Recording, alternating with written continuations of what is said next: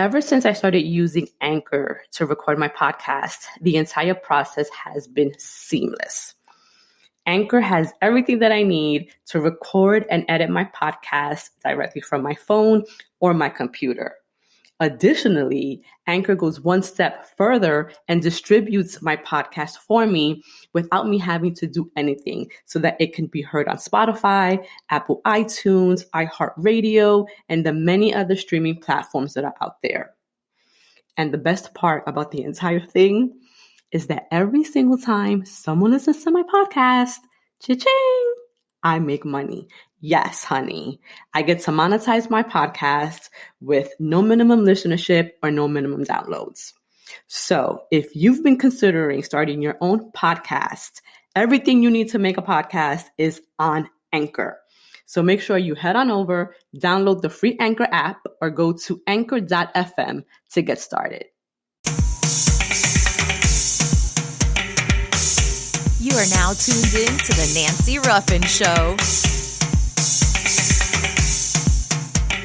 What's up, beautiful people? Welcome back to another episode of the Nancy Ruffin Show. I am your girl, Nancy Ruffin, leadership expert, self-awareness specialist, and fierce advocate of living your life on purpose. We are officially in week 3 of the new year. I, for one, have had a super busy January. I think many of us start the year, with our feet on the ground, ready to conquer and demolish all of our goals. And so I've been really busy because I've been really intentional about sticking to the things that I have said that I wanted to do this year. A couple of weeks ago, I had my first strategic visioning, bigger vision workshop. We had an incredible time. I'm always in awe by the magic that we create in these spaces when women come together, when they allow themselves to really be vulnerable and share their innermost thoughts, their fears, their dreams, and then how we collectively as women in this space hold each other. Because sometimes it's not easy to let our masks, for lack of a better word, take our masks off in front of individuals that we don't know. But for me, I always encourage that because I find that there is a special kind of power in being able to share our stories with people who don't know us, right? People who are not going to judge us based on their past experiences with us or based on what they know about us or any of that. When we allow ourselves to let other people just see us and listen to us without that expectation of, I know who you are. It's a different kind of magic because what you receive from that person is going to be a genuine reaction to you just based off of your story, based off of your energy, and based off of how you showed up in that space on that day. And I think that sometimes that's not possible to do with people that we know or that have known us for a really long time because they already have preconceived ideas about us.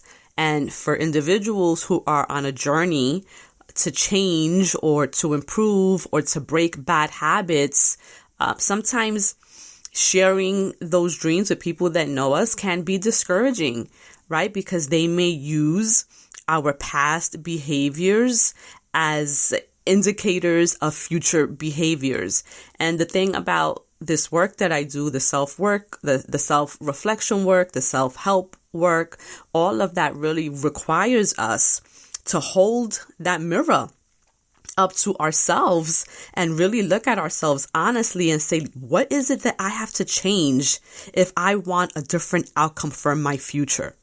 What behaviors do I have to change? What bad habits do I have to break? What routines require a little shifting and tweaking so that I can ultimately become my best self? And when we're on that journey, when we start to do that work, sometimes the people that are closest to us are not going to understand that, because they have a certain expectation of us based on what they know us to have done in the past.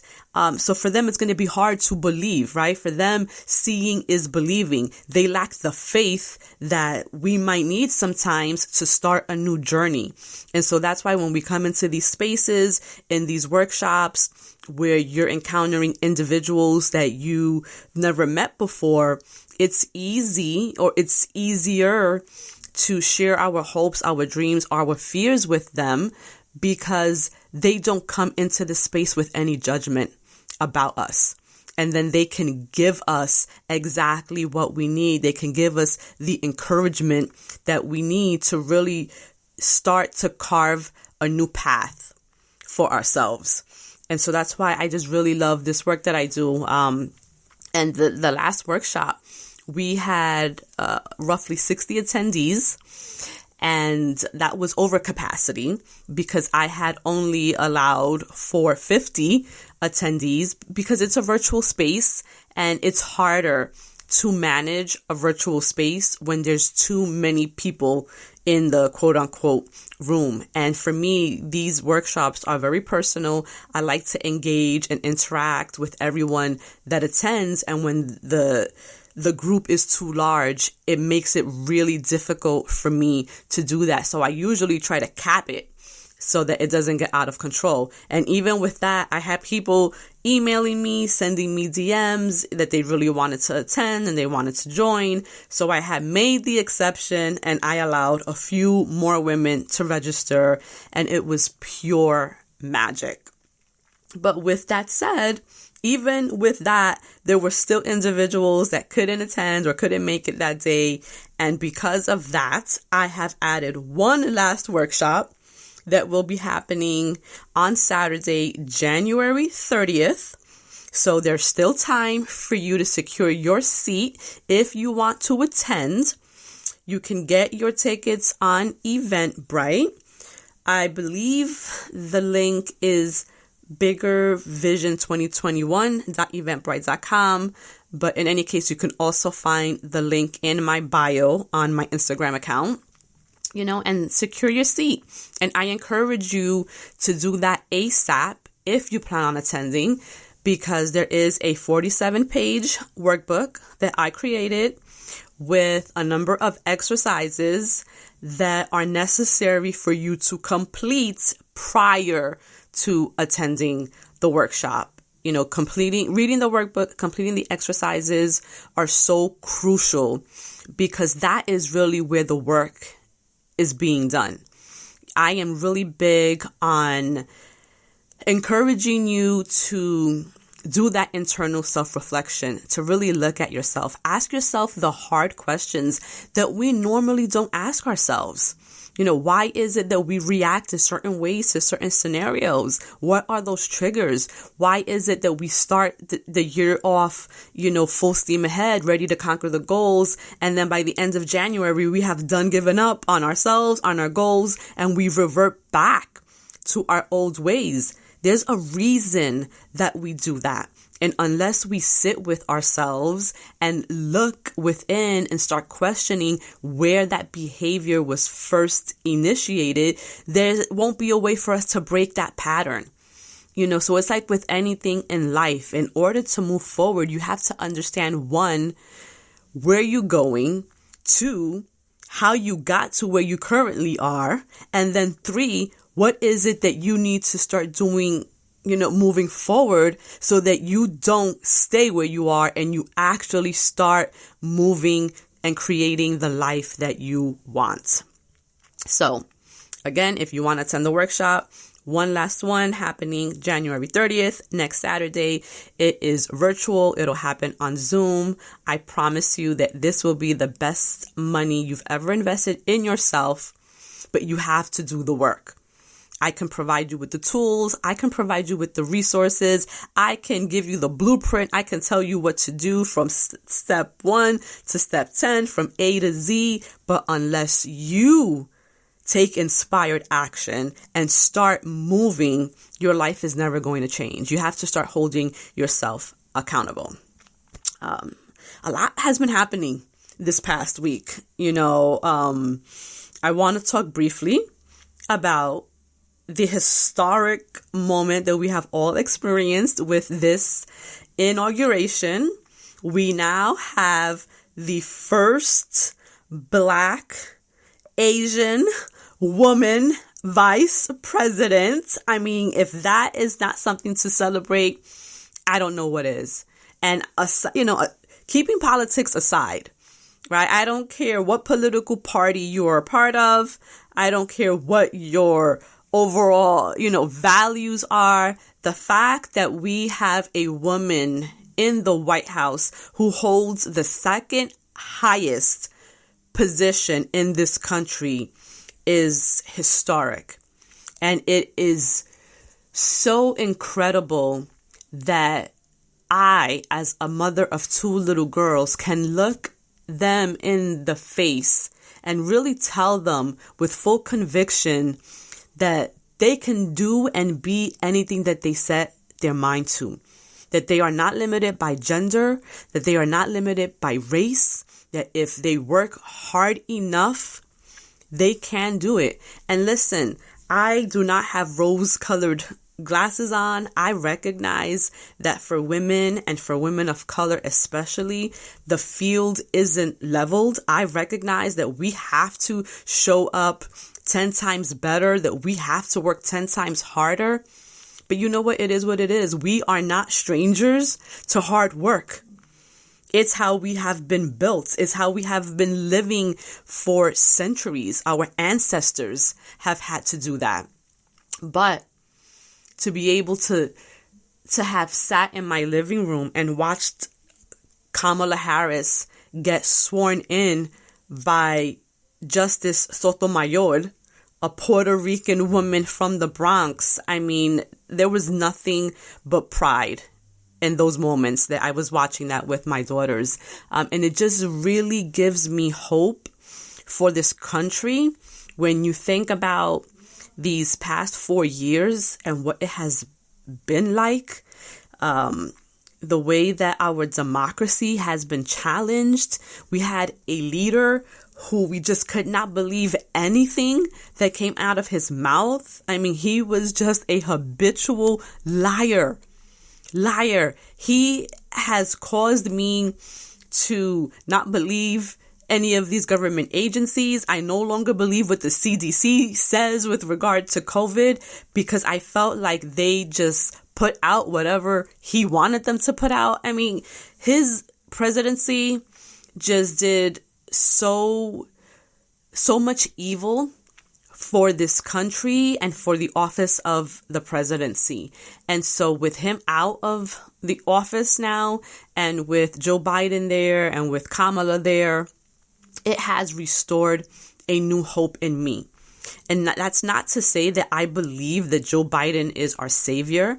I believe that both Joe Biden and Kamala Harris have had questionable pasts. They have done things probably in their political careers that are against some of the things that I believe and I value.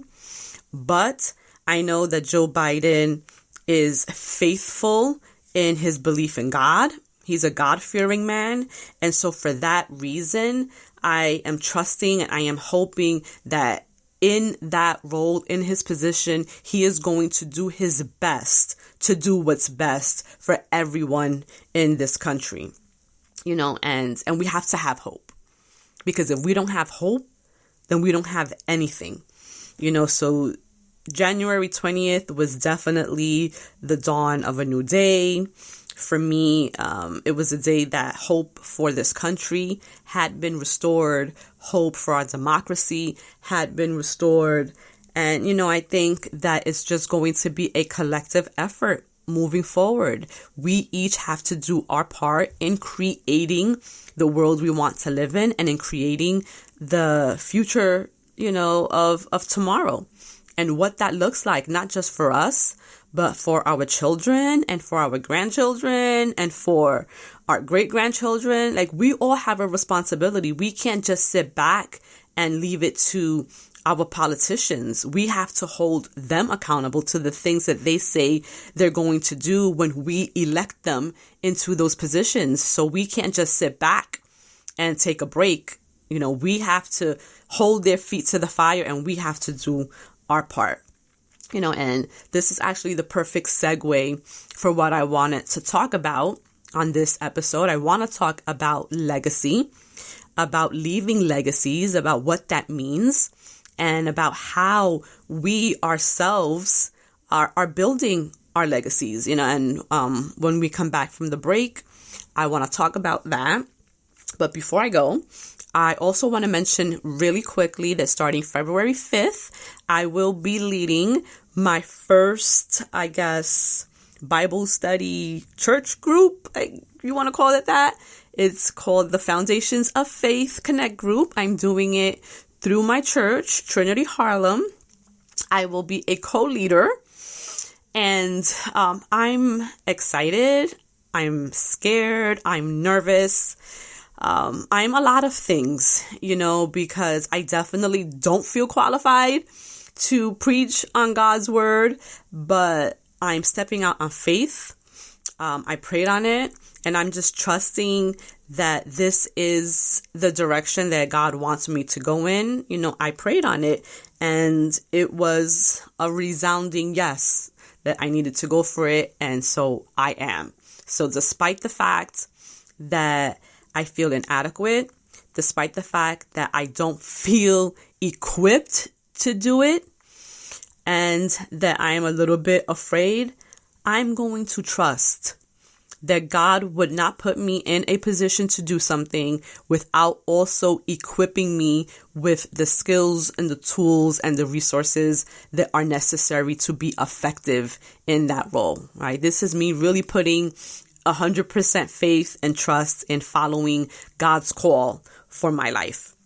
So I say all that to say, if you are interested in joining the group, if you want to explore further your own faith, you want to study the Bible a little bit more, then I encourage you to join the group. We're going to be really focusing on what the foundation of our faith is. And for us, it really is the person of Jesus and how he was brought into this world to absolve us of our sin so that we could have eternal life. So we're going to dig deep into Jesus's life, the meaning of his life, and the reason that he was here and that he lived.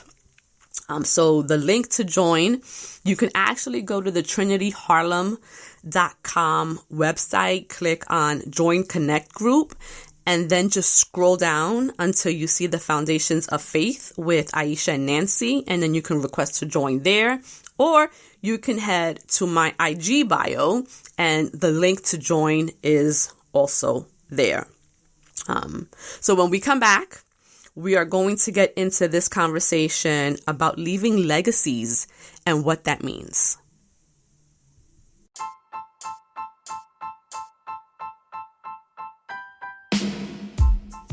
You are now listening to the one and only Nancy Ruffin. Thank you for sticking with me. We are back, and as promised, I want to talk about leaving legacies.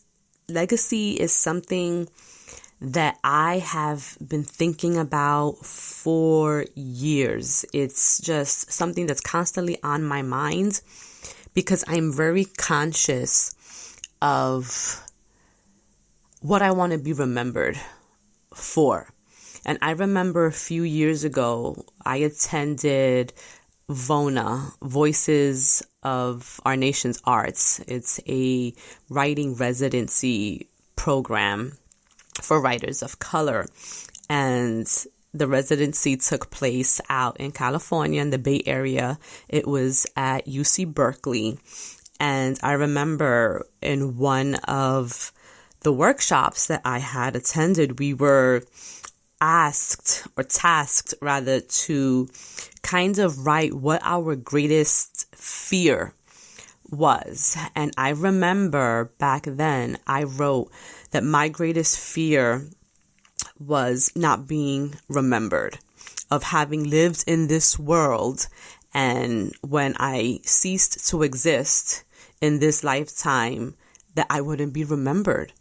And so since then, I have just been very intentional about the work that I do, the things that I create, because I want to create things that will live on far longer than I will.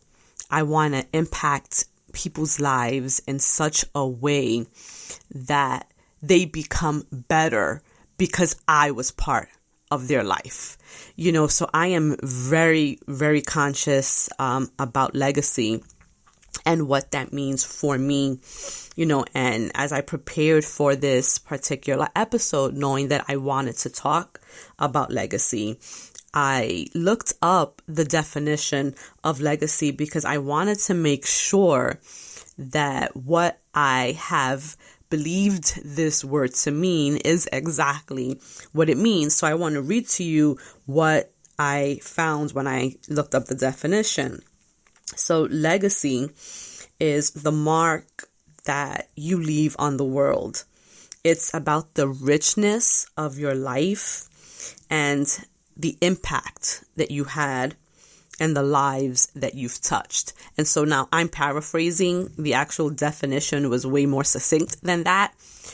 But at the basic level, that really is what legacy means, right? It's the mark that you leave on the world as a result of being in the world, as a result of living. So while you're here, what is that mark that you're leaving? What is the impact that you're having on the individuals that you come in contact with every single day?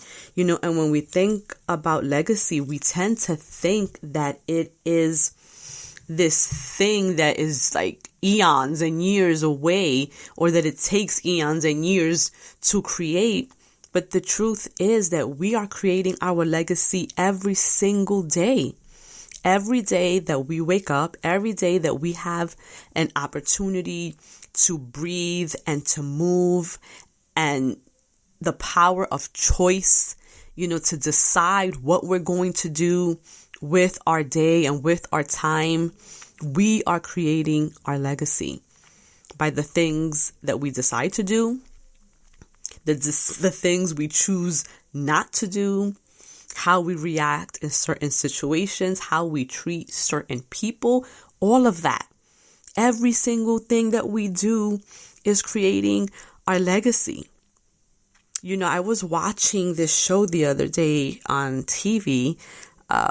I forgot what channel it was on. It was on the cable, but they were doing this portfolio on like these 5 New Yorkers that had like a huge impact on the city. And of course, one person that they profiled was Donald Trump. But the other person one of the other 5 that they profiled was Leona Helmsley.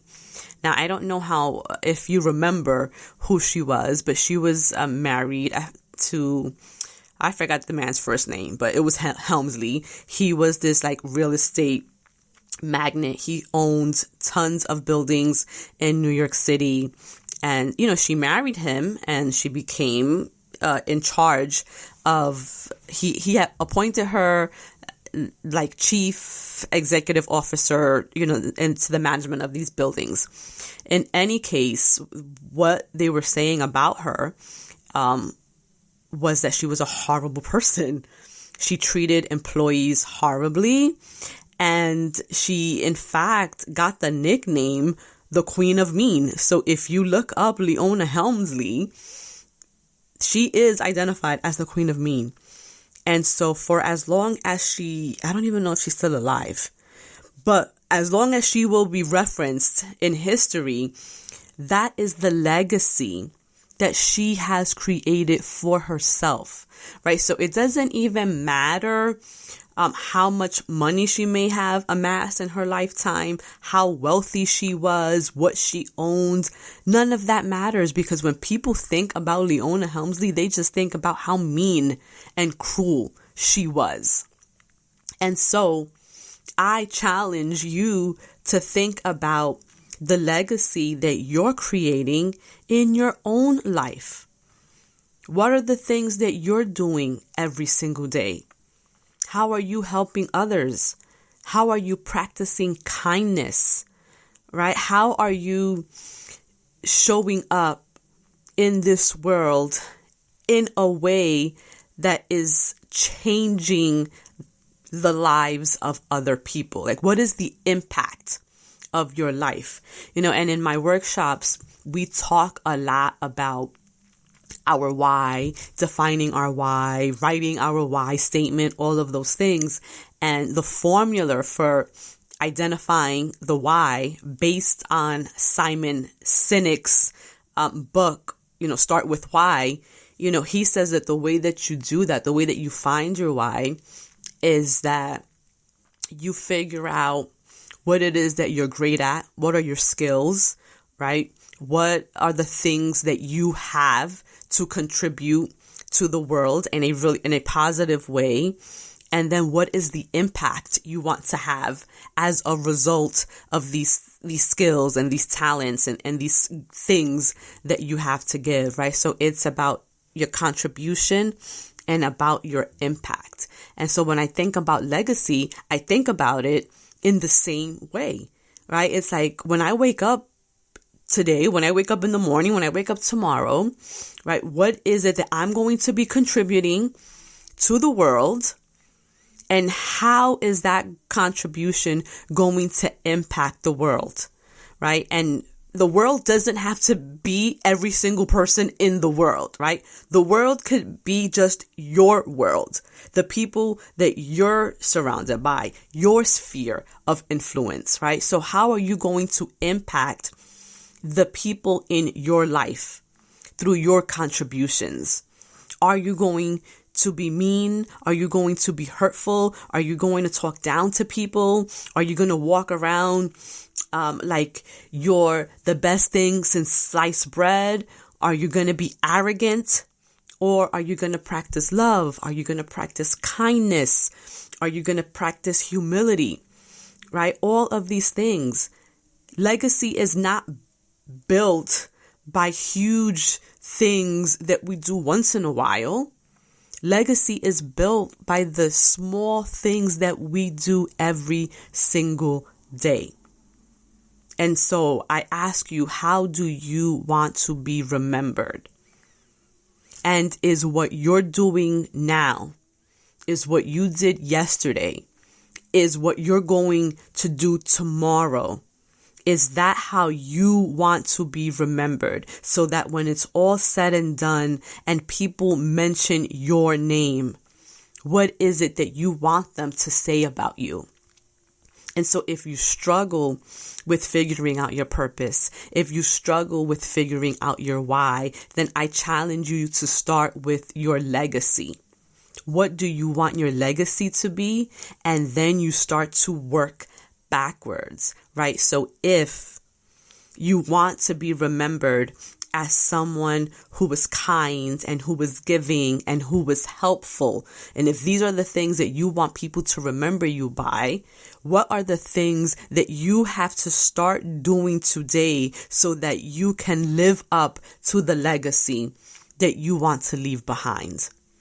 Listen, I don't know about you, but I want to be remembered as someone who gave their all for the improvement and the advancement of all people in this world.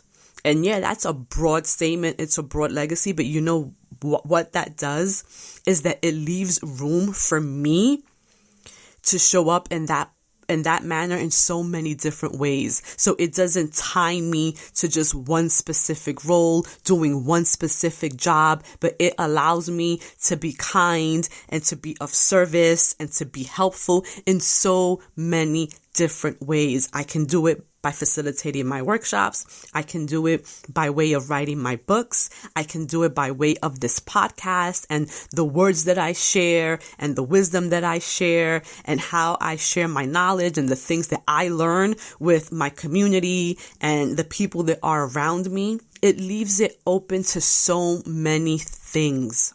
So if you can't figure out the one thing that you want to do, you don't have to figure out one thing. Just figure out how you want to show up in the world. How do you want to be remembered? And then cultivate a life that is centered on the legacy that you want to leave. That's it for this episode.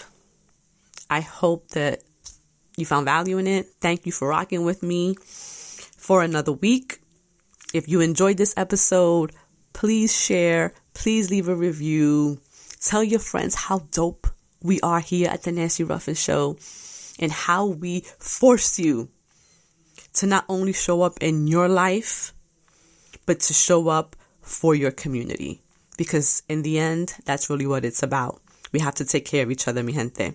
So until next time, go out there and crush those goals.